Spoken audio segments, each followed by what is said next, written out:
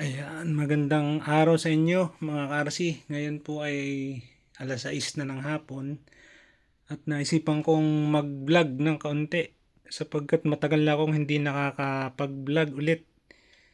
Yun nga pala, ako ay bumili ng bangka kay Makoy's Channel. Ayan o, dalawa. Mayroon akong pagbibigyan. Wala na akong time maggawa. Kaya bumili na lang ako sa kanya. Ayan o, kaganda. Yan, ang haba po nito ay 20 inches. Yan. 20 inches po ito. Sukatin natin. Ayan, sorry. Nalaglag. Yan. Kunti pa. Ayan. Sukatin natin mula dulo hanggang dulo. Yun, 20 inches nga. Tapos ang luang nito ay 3.5 inches. Yan.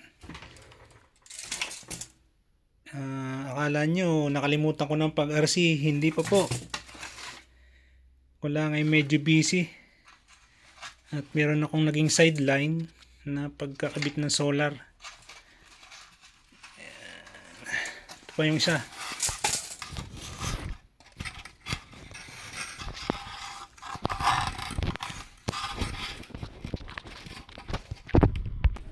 Ayan. Kambal. Ayan. Yun lang po akong pagre-regaluhan. Ito po ay pan-display. Ayan. Hindi ko po ito ilalaban ng karera. Ayan. Ganda.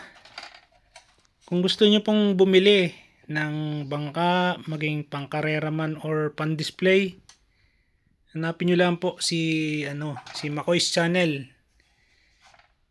Ayan. Yung ating pong kalaro sa Batangas RC Boaters. Ayan.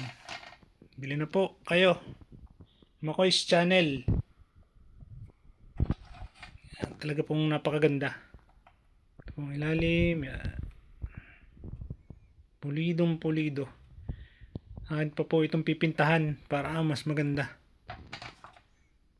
So, okay, maraming salamat po sa inyong panonood. God bless.